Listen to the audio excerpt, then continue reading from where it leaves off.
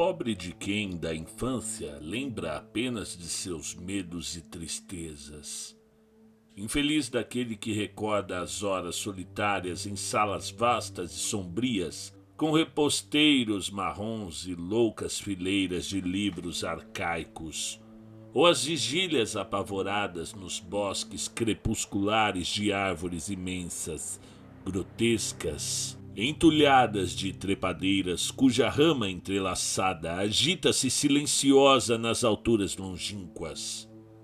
Essa sina reservaram-me os deuses. A mim, o aturdido, o frustrado, o estéril, o prostrado. E, no entanto, me alegro e me aferro com voracidade a essas memórias fanadas, quando meu espírito ameaça por um momento se atirar para o outro. Conta um Conto apresenta de H.P. Lovecraft, O Intruso. Narração, Marcelo Fávaro. Não sei onde nasci, exceto que o castelo era muitíssimo velho e medonho, repleto de passagens sombrias e com tetos altos, onde tudo que os olhos conseguiam alcançar eram teias de aranha e sombras. As pedras dos corredores em ruínas pareciam estar sempre úmidas demais, e um cheiro execrável espalhava-se por tudo, como se exalasse dos cadáveres empilhados das gerações passadas. Estava sempre escuro, e eu costumava acender velas e olhar fixamente para elas em busca de consolo, e o sol não brilhava do lado de fora, com aquelas árvores terríveis elevando-se para além da mais alta torre acessível.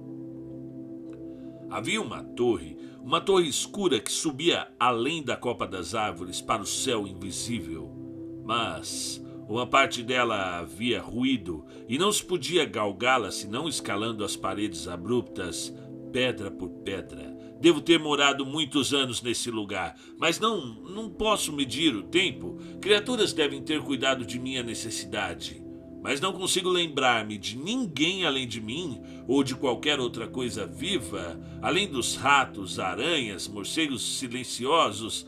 Eu imagino que o ser que cuidou de mim deve ter sido terrivelmente idoso, pois minha primeira noção de um ser vivo era algo parecido comigo, mas deformado, enrugado e decadente como o castelo.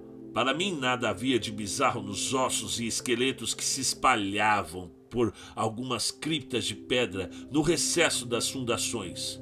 Em imaginação eu associava essas coisas à vida cotidiana e as considerava mais naturais que as ilustrações coloridas dos seres vivos que encontrava em muitos daqueles livros bolorentos.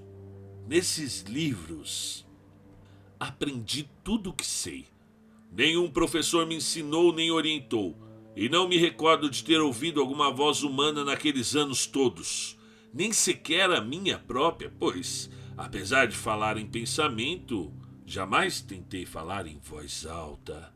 A minha aparência também era inimaginável, pois, não havendo espelhos no castelo, eu me considerava por instinto parecido com as imagens de jovens que via desenhados ou pintados nos livros. Tinha consciência de ser jovem, porque minhas recordações eram ínfimas. No exterior, além do fosso pútrido e debaixo de soturnas, silenciosas árvores, eu muitas vezes me deixava e sonhava durante horas sobre o que lera nos livros, e em sonhos me imaginava em meio às multidões alegres no mundo ensolarado, além da floresta interminável. Certa vez tentei escapar da floresta, mas à medida em que fui afastando-me do castelo, a escuridão foi se adensando e o ar enchendo-se de horrores. E voltei numa correria vertiginosa, temendo perder-me num labirinto de trevas silenciosas.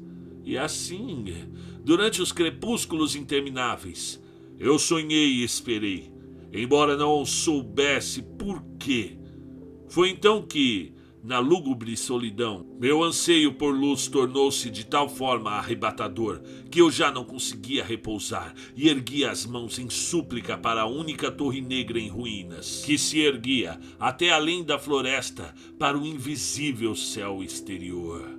Até que resolvi, enfim, escalar aquela torre, apesar do risco de despencar. Era melhor vislumbrar o céu e morrer do que viver sem jamais ter avistado o dia. No úmido crepúsculo, eu galguei a escada de pedra gasta e envelhecida até o nível onde ela terminava. E dali para frente me sustive, com grande risco, em pequenos apoios para os pés que conduziam para cima. Pavoroso e terrível era aquele cilindro de rocha morto e sem escada, escuro, arruinado, deserto e sinistro, com morcegos espantados esvoaçando com asas silenciosas. Mais pavorosa e terrível ainda era a lentidão do meu progresso. Por mais que subisse, a escuridão ao alto não se dissipava, e uma nova friagem, como que de um mofo estranhado e venerável, assediava-me. Estremeci ao imaginar por que não avistava luz e teria olhado para baixo se ousasse. Imaginei aquela escuridão descendo abruptamente sobre mim e tateei em vão com a mão livre procurando uma fresta de janela por onde pudesse espiar para fora e para o alto, tentando avaliar a altura em que eu chegara. De repente, depois de um infinito arrastar às escuras por aquele precipício côncavo e desesperador, senti minha cabeça locar um objeto sólido e percebi que havia atingido o teto, ou pelo menos algum tipo de piso. No escuro, ergui a mão livre e testei o obstáculo, percebendo que era de pedra inamovível. Logo em seguida, iniciei um contorno mortal da torre, agarrando-me a toda a saliência que o paredão escorregadio me pudesse oferecer, até que a minha mão investigadora sentiu o obstáculo ceder e tentei retomar a subida, empurrando a laje ou a porta com a cabeça, usando as duas mãos na temerária escalada. Acima, não havia nenhuma luz visível, e quando minhas mãos avançaram mais um pouco, percebi que ainda não fora daquela vez o desfecho de minha escalada, pois a laje era o alçapão de uma passagem que conduzia a uma superfície plana de pedra, cuja circunferência era maior do que a parte inferior da torre, com certeza o piso de alguma câmara de observação elevada e espaçosa. Arrastei-me cuidadosamente pela passagem, tentando impedir que a pesada laje caísse de novo no lugar, mas falhei nessa última tentativa. Caído, exausto sobre o chão de pedra, ouvi as reverberações lúgubres de sua queda. Mas achei que, quando fosse necessário, poderia erguê-la de novo. Acreditando ter chegado a uma altura prodigiosa, muito acima das malditas árvores da floresta, levantei-me do chão com dificuldade e saí tateando à procura de janelas por onde pudesse olhar pela primeira vez o céu, a lua e as estrelas sobre as quais havia lido. Mas em todos os lados a tentativa foi baldada. Tudo o que encontrei foram enormes prateleiras de mármore, sustendo caixas oblongas e repulsivas, cujo tamanho me inquietou. Mais e mais eu refletia e tentava imaginar que segredos veneráveis poderiam abrigar-se nessa câmara elevada, isolada por tantos séculos do castelo abaixo. Então, de repente, minhas mãos deram com uma passagem bloqueada por um portal de pedra, decorado com curiosos entalhes cinzelados.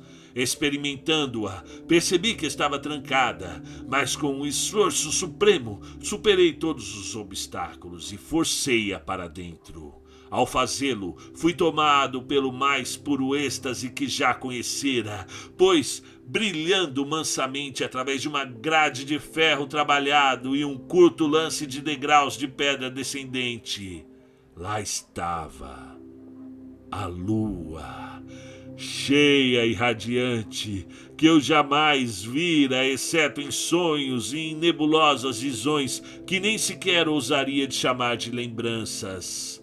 Imaginando ter chegado ao topo do castelo, comecei a subir às pressas, mas Uma nuvem encobriu de repente a lua, fazendo-me tropeçar e prosseguir com maior vagar na escuridão. Ainda estava escuro quando atingi a grade, que experimentei com cuidado, e descobri que estava destrancada, mas que não abri, temendo cair da altura espantosa que havia chegado. E a lua então ressurgiu.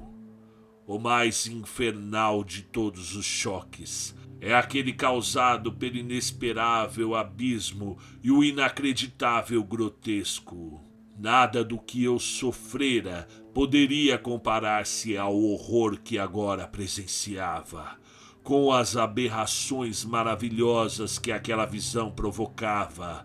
A visão em si era ao mesmo tempo banal e estarrecedora, pois se tratava do seguinte: em vez de uma perspectiva estonteante de copas de árvores vista a uma altura imponente, estendia-se ao meu redor, além da grade, nada menos que o terreno sólido, ornamentado e dividido por placas e colunas de mármore, e dominado por uma antiga igreja de pedra, cujo cone em ruínas reluzia pálido ao luar. Sem me dar conta dos meus atos, abri a grade e saí cambaleando para fora, pelo caminho de cascalho branco que se estendia para longe em duas direções, mas a minha mente, por atônita e caótica que estivesse, conservava a obstinada avidez pela luz, e nem mesmo o prodígio fabuloso que acontecera poderia conter meu ímpeto. Eu não sabia, nem me importava em saber se a minha experiência era fruto da insânia, sonho ou magia. Determinado como estava a fitar o esplendor e a alegria a qualquer custo, eu não sabia quem eu era, ou o que era, ou em que consistia tudo aquilo ao meu redor, mas enquanto avançava aos tropeções, fui tomando consciência de uma recordação latente e alarmante que de qualquer forma cadenciou meus passos. Passei por baixo de um arco daquela região forrada de lajes e colunas e errei pelo campo aberto, seguindo às vezes pela estrada visível, outras a abandonando e caminhando pelos prados, onde as ruínas esparsas sugeriam a presença antiga de uma estrada abandonada. Em certa altura, cruzei a nado um rio caudaloso onde as ruínas de alvenaria cobertas de musgo sugeriam uma ponte que havia muito desaparecido. 2 horas devem ter transcorrido até eu alcançar o que parecia ser o meu destino. Um venerável castelo coberto de era no meio de um parque arborizado, de maneira curiosa, familiar, mas que ainda assim me causou uma intrigante perplexidade. Notei que o fosso estava cheio e que algumas daquelas torres bastante conhecidas estavam em ruínas e que havia novas alas para confundir o observador. Mas o que observei com especial interesse e satisfação foram as janelas abertas, profusamente iluminadas e deixando escapar os sons da mais alegre das orgias. Aproximando-me de uma delas, olhei para dentro e vi um grupo de pessoas em trajes bizarros, divertindo-se e conversando com animação. Ao que me parecia, eu jamais tinha ouvido uma fala humana e só poderia supor vagamente o que estavam dizendo. Algumas feições me sugeriam recordações muito remotas, outras me eram por completo estranhas. Saltei então pela janela baixa, para dentro do salão resplendente, saindo assim do meu único momento luminoso de esperança, para a mais negra comoção de desespero e percepção. O pesadelo caiu como um raio, pois mal havia entrado. Presenciei uma das mais terrificantes demonstrações que jamais imaginei. Assim que cruzei o peitoril, o grupo todo caiu num estado de terror súbito e inesperado de tremenda intensidade, que fazia os rostos contraírem-se e provocava gritos apavorados em quase todas as gargantas. A debandada foi geral, em meio a clamor e pânico. Muitos perderam os sentidos e foram arrastados pelos enlouquecidos companheiros em fuga. Muitos taparam os olhos com as mãos, atirando-se numa correria cega e desajeitada para escapar, contornando móveis e chocando-se contra as paredes até conseguirem alcançar uma das portas. Os gritos eram apavorantes, e quando eu fiquei sozinho e atônito no salão brilhante, escutando o apagar dos seus ecos, estremeci, imaginando que poderia estar invisível à espreita. Ao meu lado, à primeira vista, o salão me pareceu deserto, mas quando caminhei na direção de uma das recâmaras, pensei ter vislumbrado uma presença. Uma sugestão de movimento além da passagem em arco dourada que conduzia para o salão parecido com o primeiro. Aproximando-me do arco, comecei a perceber melhor aquela presença. E então, com o primeiro e último som que jamais proferi, um uivo pavoroso que me causou quase tanta repugnância quanto a coisa medonha que o causara. Enxerguei, com plena e apavorante nitidez, a inconcebível, indescritível e indizível monstruosidade que, com seu mero surgimento, havia transformado um grupo alegre numa horda de fugitivos delirantes. Não posso sequer sugerir com o que ela parecia-se, pois era uma combinação de tudo que é impuro, repugnante, repudiado, anormal e odioso. Era a sombra espectral de uma decadência, da antiguidade e dissolução, o pútrido, gotejante espectro de uma revelação doentia, o horrível desnudamento daquilo que a terra misericordiosa deveria para sempre ocultar. Deus sabe que aquilo não era desse mundo, ou não era mais desse mundo, mas para o meu horror, eu percebi em seu perfil carcomido, com os ossos à mostra, uma abominável criatura da forma humana, e em suas roupas mofadas em frangalhos, uma quantidade indizível que me arrepiou ainda mais. Aquilo quase me paralisou, mas não foi o bastante para eu esboçar uma débil tentativa de fuga, um salto para trás que não conseguiu quebrar o encanto com que o monstro inominável e silencioso me prendia. Os meus olhos, enfeitiçados pelos globos oculares hidrados que os citavam de maneira asquerosa, não queriam fechar-se, embora uma piedosa turvação só me permitisse ver o terrível objeto de maneira indistinta depois do primeiro impacto. Tentei erguer a mão e tapar os olhos, mas tinha os nervos tão abalados que o braço não obedeceu à minha vontade. A tentativa, porém, foi quanto bastou para me perturbar o equilíbrio, e precisei dar vários passos cambaleantes para frente para não cair, e ao fazê-lo, tive uma súbita e dolorosa consciência da proximidade da coisa sepulcral. Meio que imaginei ouvir a sua respiração cava e repulsiva, quase enlouquecido. Consegui mesmo assim estender a mão para espantar a fétida aparição que estava tão perto, quando, num segundo cataclísmico, de um pesadelo cósmico e um acidente infernal, meus dedos tocaram a mão putrefata do monstro estendida por baixo do arco dourado. Eu não gritei, mas todos os fantasmas demoníacos que cavalgam o vento noturno uivaram por mim quando, naquele mesmo instante, desabou sobre a minha mente a única e fugaz avalanche de uma lembrança de aniquilar a alma.